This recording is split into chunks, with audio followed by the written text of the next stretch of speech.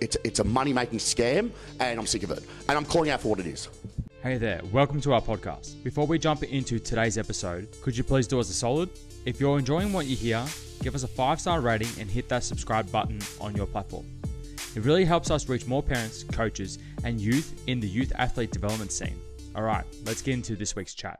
In episode 3 with Christian Woodford, we explore the challenges faced by university students entering the strength and conditioning field, coming out educated but lacking the hands-on experience. We also dive into the realities of being a strength and conditioning coach and discuss the key differences between the strength and conditioning industry in the US and Australia. We've already alluded to this already, but how do we make the industry better? How do we make exercise science and sports science industry better? It's a good topic. I've tried for years, 13 years, 19 years I've been doing it. I have my thoughts. It annoys me about the unis where what they do is they say stupid shit like they and this is up to the kids to do diligence and understand what they're getting involved in. Just so you guys know, the unis are a business. One, so what do they want? Bums on seats. What they don't care about is really, like, this is a perfect example. I know a uni for a fact has a link up with a BFT, or not BFT, F45, right, and BFT, I think, and these are just group training models, which, by the way, is fine. I have no issue with it. It's more the fact that the people who own them don't care about the coaching side, and they're more cheerleaders, which you're going to get no development out. But what these unis do is they market the fact that if you do their course, the chance of you working in pro sport is high. Work with your professional athletes, all this shit. Now, you and I know how hard how many jobs there is. So by the way, it's just basic economics. Supply meet demand. The supply is high, the demand is low, right? And people want to work it. Now, look, we just gave one example of SG ball for the Tigers, and what you and I thought maybe 80k, 100k, right? They offered 2,500.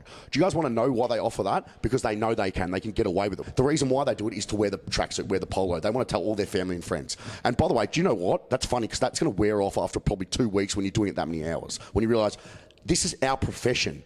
Our profession. You're doing 3-4 year course and you're gonna work for nothing. But how they sell it to these young kids, by the way, is you get your foot in your door. You never, the chance you're getting jobs higher because you got the foot in the door. It's bullshit, mate. It's terrible. It's shocking, and it's using young. Well, it's using not even young. It's using people for free work. It's disgusting. But the issue is people take it, and that's their issue. And the clubs can just say it's not our fault that people are going to take it. So how do we make our profession better? Well, first of all, we need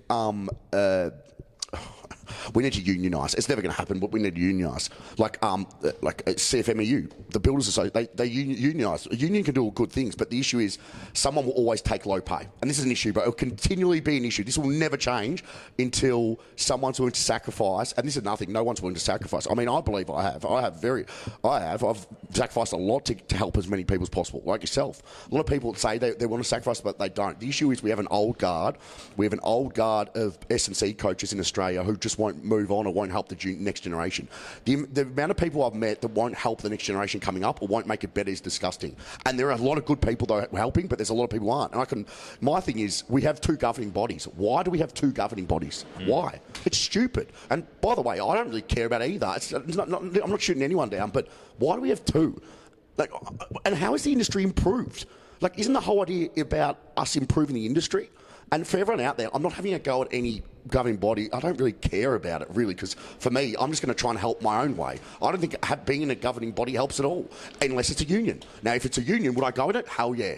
If we could unionise, I'll be the first one doing it. But how does that help anyone? It's not.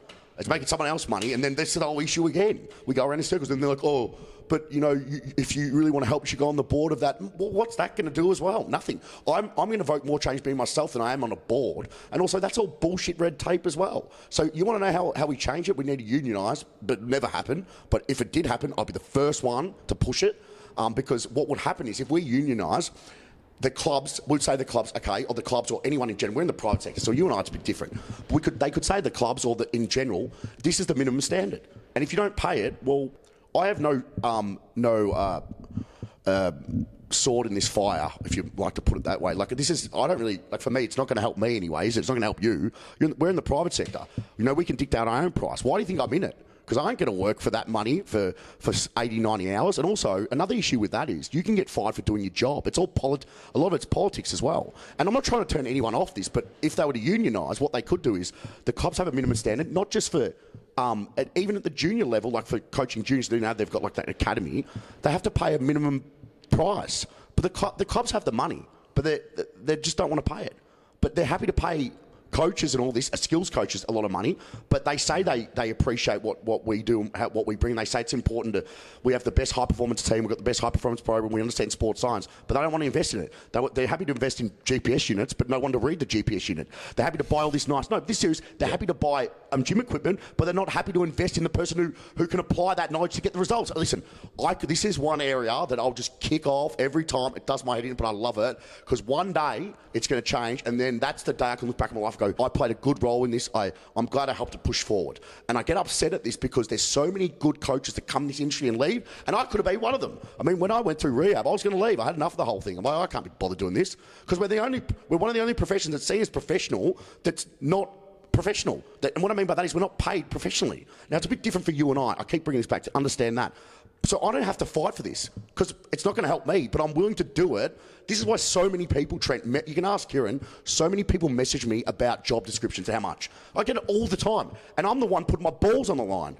So my thing is, I'm always willing to do it, because once again, I'm not going to benefit from it. But what I do like seeing is people like that you know, or that I know, or whoever knows, who'll put in the work, get paid right. Because a lot of these people don't get paid right, and it's frustrating. And I look at it like we're professionals. Example, physiotherapists. And nothing, once again, I openly admit I don't like them. But that's got neither here nor there in this point. But physiotherapists are seen as a profession. So a lot of people, I'll just do physio because it's seen as a profession. Well, why is that? Because they understand how to diagnose and treat. But their job is rehabilitation. Now, the best rehabilitation is what? Exercise-based rehab. How does the body adapt? To load. How does it get stronger? To load. How do you manage pain? Load. Right? That's how I look at it, especially athletes. Let's forget about general population, but say athletes, right? But even for general population as well. But exercise-based rehab should be one, manual therapy two. But they're seen as a profession and paid appropriately, I guess, and they're seen as this, but like up here. But ours is not. Yet we have someone's body in our hands. Yet ours, we're the professionals at exercise-based coaching and programming. But we're not like them. It annoys me, and it does. So you ask me how it can get better. Is it needs to be unionised? More people need to understand. If you get in this industry, understand. Help us push it forward and get in for the right reasons, not the wrong reasons. Because too many people get in the wrong reasons. Too many look for quick cash. No quick cash here. Makes us look stupid. And I've been doing this 19 years. And regardless of how you think I act or anything, I act like me. And I don't make no excuse for how I act. I live by the sword, die by the sword. This is who I am. And I do it because I'm passionate and love what I do with this stuff. And it's great to see stuff like this happening with Trent and what he's done. But at the next level where the club should pay, they don't. And it's frustrating. But once again, I am willing to fight for this, but I have no sword in this fire because I don't need it. I don't really care, really. Like, I shouldn't have to care. But I do care because I see people who have to take this money because they've got no other option, Trent. Where else do they go, Trent? Trent, if this kid, let's for example, does a master's or whatever it is, worked a couple for 4 years, right? And they say to him, Trent, you have to take this 40 grand job. Now, if you don't take it, this other kid will take it. Do you know why they're going to take it? They've got nothing else. Why do you think people get into a position and never leave? Mate, think about in the institute system, right? Which I don't respect anyway, but let's just be serious about things. Some institutes I do, some I don't. But I actually was at intern at VIS, right? And I'll leave my thoughts to what I think of that anyway. And then institute systems, no one leaves. Bro, no one. Dude, people there for 20 years. Why? Why don't they leave, do you think? Because they're never going to... Because if they try and go up, they realise that it's volatile, you're on no money, and you really have to work 80, 90-hour weeks. Because, once again, it's down to the fact that our profession is seen as anyone can do it. You're a dime a dozen. And this is where, obviously, you have to take ownership, and I believe you've got to develop a different skill set than everyone else. You know how everyone does the young kids, undergrad, masters. They've got a master's in sports science at 22, and they graduated, but no experience. So they're overqualified, under experienced. So that's up to them. But at the same time, it doesn't help when no one's pushing it forward. Like, when I started 13 years ago, people said, these governing bodies, I heard this, this is going to change, the industry's going to change, it's better. It's actually worse. Why? Supply's bigger. And the unis have a lot to say for that. And I'll leave this topic on one thing. Do you think the unis would, every uni now is running masters in sports science, strength and conditioning, high performance, right? Do you think they would run it if they only got paid for when the student got work in that in our industry? So not any other industry, the actual industry they did the degree in? Yes or no? No, they wouldn't. So why do you think they keep all pushing that? Because they know they're going to get students bums on seats. It's a money-making scam, and I'm sick of it. And I'm calling out for what it is. You know what the funny thing is? I actually started working at a university teaching. But I'll give you I'll come back to that. So I think we're in a teething period. I think as compared to the US, I think the US has a higher standard. Like I've got friends there, the high school and like lower college level, like D2, D3 schools, and like they get a salary. It's pretty good. Yep. A living standard. Obviously, it depends on state to state. What I think is actually happening is, and I've seen this for the last couple of years, we've seen non-sporting private schools actually get a high-performance manager, number one, and number two, actually looking for staff. That's actually happening, and obviously they're paying in accordance to that. So we've seen a general growth in that side, number one. Number two, what I'd actually say is one of the issues is the reality of what strength and conditioning is not probably being, I guess, pushed upon by the universities. They kind of glamorize what the actual, you can do your placement at Geelong Cats or whatever, Melbourne Storm, whatever it may be, right? And these professional clubs. But the reality is they're not. No one's been told. Like when I did my hours, like I just did Parkdale Vultures as a sports trainer. Right? And they put me on after my hours, they put me on as a sports trainer, so I got paid. Then after that, I went down to Frankston Dolphins. That's another story. Then that for another day. But the thing is, though, because my mentality was a little bit different. I always had like a networking mentality. So I always rebounded from one person to the other. And I actually naturally grew, but I know I'm not the average student coming out of university. Correct. Yeah. So, and then what I think is actually happening is it's over glamorization of what the industry is. Like you said before, chasing the tracksuits. And people aren't realizing that a lot of people are actually going into debt. In order to get a sports science degree, when you can actually go through different pathways, and the problem is the parallel. So your experience needs to be matched up to your education, and that needs to be like moving parallel to one another, and that is actually not actually happening. A lot of, like, for example, we've had interns here, they've applied. Like, they've had no gym experience, and they're in their third year of the sports science. The only gym experience that they've got exposure to is at uni. I'm like, mate, you should have been done 2 years before you even got into uni, to be honest, just to get some general experience. And then when they come out, and it's like, I feel like I need to get more educated in order how to train. I was like, no, mate, you actually need to get your hands dirty in terms of programming. So we have this like mismatch in terms of experience and education that's not marrying up to one another in that aspect in terms of getting good students out. But then also, I think, and that also leads to getting those who aren't exactly confident to undercutting as well. So I think it feeds into one another in that case. Listen, I did something different where I was very driven. So when I came, I obviously went to the States, and when I came back, the reason why so many people message me like yourself or your mum and stuff like that, because all I did was I said to myself, okay, I have all this knowledge, I've got to get exposure, experience. I've got to get I call coaching reps. More exposure, the better coaching and more experience, the more I know what works, what doesn't in the real world. And so many of these kids just want to hand them on a platter, and there's no drive, no thought process, general thought process, no, what's the word for it when you do something when you don't have to be asked? What's it called when you don't? What's the word called when you don't have to be asked to do something and you do it? Initiative. Initiative. Most of these kids have no initiative, like none, zero. Like with me, I'm so driven, and I would have done if I knew, if I was another person and I saw me, I'd call me up, I'd annoy me, and I'd say, you're the man here. I want to learn under you. I want to be your 2IC, whatever I have to do. I'm going to do it for free. I don't care. Kids aren't like that these days. You know that. They're not. They're lazy, and they just... You're right about it. They're coming out of third year with no experience, no application. Why not apply it straight away? And here's another thing. A lot of these kids don't train either, which is a big issue. What are you doing sports science for? That's a whole nother issue. And by the way, I'm not saying you have to be some jack unit or some powerlifter. I'm not saying that, but should train. Isn't that at the crux of what we do? You should enjoy it. Yeah, that's like 70% of the job. Well, yeah. And I don't know. It's weird. And by the way, I'm not... Some unis are good, but for me, they don't hire enough people like you who are actually in the real world. So they need to do it. The academics, by the way, I always find them interesting because they're living in this dream world and they think that everyone wants to do academia. Most of those kids want to do real world experience. Like, only a small percentage do academia, which I find interesting about the uni systems, that they push academia so hardly, which is fine. But in the real world, I always say 80-20 rule. In uni, at uni 1 or 2 uni, it's 80% theoretical, 20% practical. In the real world, it's 80% practical, 20% theoretical.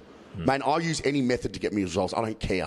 I do not care. I am all about results. That's what I built my name on, my brand on, my reputation on. That's how I built my whole career is built on results. Like every career in this industry should be built on results. Unfortunately, most of it's not. Most people are built on bullshit, politics, and just knowing the right person, which is incredible. But that's the industry. You got to know how to play the game. And I think early on, I realised when I was younger, that you got to play a game, and I'm very good at playing a game in terms of saying certain things and doing certain things to get the most out of it. I'm not stupid. I know exactly what I'm doing sometimes. Most times, unless I lose the plot, but I know what I'm doing. If I'm annoying somebody, I'm doing it on purpose. So, as I'm getting older, I'm realising that I just want to keep helping as many people as I can, keep educating, like going on podcasts and shit like this. I'm always willing to help people out, and especially people who have gone out and done it themselves. I really love it. Like you didn't, you've gone a different route. Like how many people, exercise science kids, just pick I just want to work in AFL or NRL, just because they don't really want to do it, but they just say it because it's like, well, they like the idea of it. Yeah, correct. Yep. No, you're right. They like the idea of it, but also they like it because you can tell your friends and stuff. Everyone, how sick is that? But then the friends don't realise you're not getting paid, buddy. This is another thing. My mates, I remember my mates, they couldn't get over. You had to do free work experience. They still can't get over this. They couldn't get it because they're all in trades. They get paid a lot.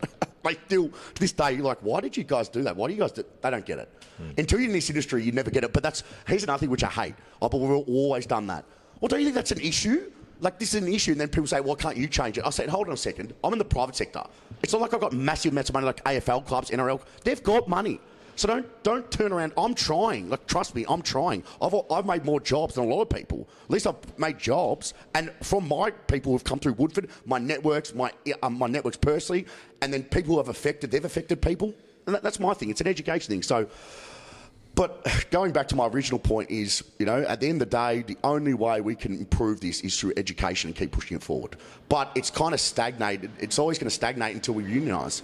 I keep saying it. Unless we unionise, nothing's going to change. The minute if it unionises, it changes. But, there's, once again, going back, why do we have two governing bodies? I'll just keep going back to that. Ask yourself that, man. It's crazy. I sit there every day. There was a mile there that one of them tried to... So when that whole dank thing came with this and something scandal, you could see they were both jostling to be like, you know what I mean? Like, because what was going to happen was... I saw it happening in my own eyes. I didn't even know this. No. So when it happened, it was pretty obvious because then Essa was saying that they're the governing body, Aska was saying for this, and then they realised they both need to eat. So then they both just made a mutual truce. Because Essa were trying to cover their ass, and it's crazy. I look at it like... People ask me all the time, I've got no care. I don't really care about any of it. I just think it's stupid. I just think it's honestly stupid. We have two governing bodies. For what? What industry do we have? It's just nuts. I don't know. I laugh at the whole thing. Every day I laugh at it. I've realised a long time ago, I'm going to do what I'm going to do. You're going to do what you're going to do. Everyone's going to do what they're going to do. As long as, in my opinion, you don't talk shit and you honestly want the industry to improve, I've got no issue.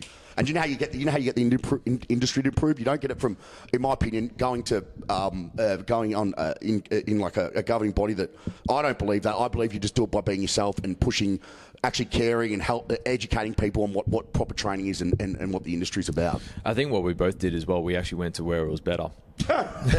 Well, yeah, I could say, yeah, fuck, America is just crazy. I think for me, it changed my life. Actually, it did change my life. What am I talking about? I think it was best time of my life. I'd still be there if I didn't get a job, if I didn't start Woodford. If Woodford failed, I said to myself, I'll give myself 2 years. If it failed, I'd go back. Because over there, what I realised over there is if you work hard enough, you will get a job. Am I saying it's perfect? No, but it's a lot better than here. But saying that, though, the private sector is getting better here. The private sector over there is massive. Oh, huge. And I love it there, man. The passion, how they talk, how they apply the science. It's not perfect, but no one's perfect. And no. I just think I really enjoy it there, like yourself. You went there, I went there. It's good to see. It's really cool when I went there and I came back, and how many people now have gone there like yourself and gone on to do good things. Because, bro, success leaves clues. Have you noticed that everyone who goes there, who comes back, who starts a business, kills it? Yeah. Have you noticed that? Like, come on, work that one out. Every single person. You, Jamie Smith. Who else? Fucking Ellis. Alistair Kranis, all these guys who have done it, there's a reason for it. Now everyone asks me, what do you think? I've said for years, go there. Just do it. Just do it. I'm sick of people asking me, just do it. Like, just say yes and figure out the details later. Dude, just do it. I changed my life. Every single person, like since I've done it, so many more people have done it. And when I did it, Matty Howley was over at Notre Dame, and who's the head of MLS team now, high performance manager, and a guy called I forgot his name now. He was a legend. He was at the I can't remember where he's at as well. What was his name? He was an absolute Alex Hampton. He was at. Oh, yep. He was at. The Seminoles or something. I can't remember where he is. Seminoles, there. Yeah, Florida State. And then he was at Jaguars in the NFL, and then he left the industry, and now he's in IT. Because he just said he had enough of the whole thing. Same as Terry Condon. Terry Condon was high up. I used to meet Terry. He used to work at Richmond, Geelong. Great guy at Rugby Australia. He was a legend, mate. And then he just got out too. And I asked them both why they got out. Do you know what they both said to me? It's just not worth the stress of the hours they do for the money. It's not worth the squeeze. No, it's not. It's not. And they got to a point, and both of them at the top level, what that people think, and they just had enough. Both of them, and they're both of them in IT, making big money. Wow. You get to a stage in your life probably where you're kind of like, for me, I'm lucky where I could never work in pro sport. The reason why, now the only way I'd work there is if I knew the coach, because I wouldn't do it any other way, because the reason is you're stuck there, you're working with one type of athlete, the chance of you know, if it doesn't work out, your stuff, you could lose your job based on the fact you do your job. I just couldn't do it. The stress, you can imagine the stress would be ridiculous. So I just wouldn't do that. And I'm so glad I got the private sector. I love the private sector, like yourself. We're our own bosses. I can dictate my success if I stuff up or if I make money or if I don't. I just like doing it. Now, is it stressful? Hell yeah, you know that. But do I love it? Yeah. And the only way I'd work anywhere else, like I work at a club team. The only reason why I did it at Springy was because I'm the president's daughter, who you know, Scotty, trains at Woodford. That's the only reason why, and I love Tomo as well. And then the reason why I left this year is, plain and simple, people go ask me, is because East Brighton have a junior program, 900 juniors, so they've offered us that. It's still got to go through the board, which has pissed me off a little bit, but it won't happen this year, which is annoying me. We thought we could get a 6-week block. That's fine. It'll start next year, hopefully. But other than that, yeah, 900 juniors. And Springvale can't offer me that. It's Brighton too. It's around the corner from my parents' house, so that's why we did it. So I do that. I'm happy to do that, but never at a club. Like, even if they came at me for like part time, I still wouldn't do it. Too much. You know what the other thing is, well, right? So we've been working with Melbourne Swimming Club. So they're the third biggest club in Victoria. Yep. I think we look after approximately about 200 swimmers. Yep. Across. They pay you well. 3 locations. Yeah. You happy with it? We negotiated. Oh yeah. So we went through a whole like interview process and whatnot. And it worked out fine. But no, for us, it actually created more jobs. There we go. Yeah. So one of my coaches, Billy, so he's been working at the other location in Kew. I primarily work at the one in Richmond, and then I do remote coaching and programming for the location in Geelong. So they have a strength coach there, but I do all the programming, and he just administers it as well. So what it does, it actually, I think for the private sector, as we slowly spread out, plant seeds here and there and everywhere, and they start to grow, then we can actually create opportunities as well for the industry. So I think from that perspective is like, how are we going to get the industry better? Are we going to make it better, in a year or two's time? No, but I think we're going to be able to leave our imprint on the actual industry by what we're actually doing as well. So if you're, churning out good coaches, you've had coaches, come through, Woodford, working for you, interns, and you've kind of like put them in the best position to succeed, right? You give them the honest truth, bit of a blueprint of what they can actually do moving forward. Yeah. And it's the same for us as well. Like, we've had coaches, move on to other opportunities, whether it's, VFL, AFL, whatever it may be. You're happy for that, though. I mean, for me, you should always, I'm always happy for that stuff. For me, listen, I don't really, for me, I'm getting the point in my life where I'm 38 this year. But actually 38 in 10 days. There we go, 38 in 10 days. I've kind of had enough of it. Like, I don't really... My thing is, for me, the meaning of life now is just to wake up with purpose and do something you love. So many people do something they hate. We're lucky we do something we love. Is it stressful? Yeah, but we do something we love. So for me, it's like what you were saying is educate as best as possible. If they go on to bigger, better things, hey, that's what we made it for. But we're creating more jobs directly and indirectly, and I think that's an important thing. And regardless of whatever system structure, whatever you believe in, I don't care. As long as you're getting results in a safe, effective way, that's all I care about. And we're starting to see a difference. Yeah, it's coming. I reckon over the next 10 years it'll be booming. I'll be 50 nearly, which makes me scared, but still, I'll be there I just want to be there to see the fruits of my labour and just watch it. myself, like a lot of other people, have put in, helped a lot this industry move forward. I think the private sector had the biggest growth. I think the other thing as well, how we say we've got sports science students, they have that the only training exposure they've had is what they've had throughout their university degree, right? Yep. My philosophy when it comes to coaching is if I can't actually coach it, I'm not going to actually instruct my athletes to actually go through it. So my rule of thumb is you need to be able to go through the programming first before you actually administer the programming. 100%. You need to. If you can't do a lift yourself, you shouldn't coach it. And I think that's really good, is to get them to do your program that that they implement first, or you implement that you program for them. Is for them to do it, because if they can't coach it, progress it, lateralize it, it's useless. It's no good. So. I have to go soon, by the way. I've got like 2 minutes. So. We'll wrap this up. Anyways, thanks for coming on board. A big chat over almost an hour 20. Yeah, there's a lot of information. There's a lot of information. If you want to catch Woodford, he's going to be the guy in terms of your ACL ruptures, conservative management. He would be the guy. Even if you go through the surgical route, he'll be still the guy to reach out to as well.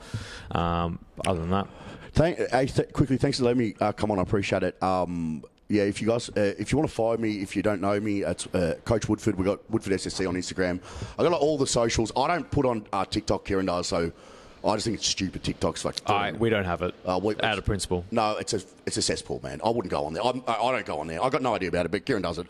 I don't read the comments because they're just rude, mate. These kids are stuff. But anyway, when it catch me there, I appreciate you having me on, Trent. I really do. I think well done for your career. You've done really well. It's good to watch you from afar. And as I always say, it's always good to watch young kids, young guys who I knew when in the industry, sat on your mum for me as well, gone on to good things. And it's good that your parents, my parents were involved for a long time. Your old lady's involved. I think it's great. So for a guy, you've done really well. So congratulations. And if you're a young junior athlete, I'll be getting down here because I love it. It's got everything you need, and learning the basics savagely well. You know what I'm all about if you follow me. So thanks for having me on. I've got a boot. I've got to go coach for another 10 hours now. 6 hours, joking. 6 hours. So thank you very much. Cool. See you on the next one. You have just listened to the Inner Athlete Podcast. Be sure to subscribe to stay up to date with the release of weekly episodes. Be sure to follow us on Facebook and Instagram to get great tips on all things youth athlete development and youth mentoring.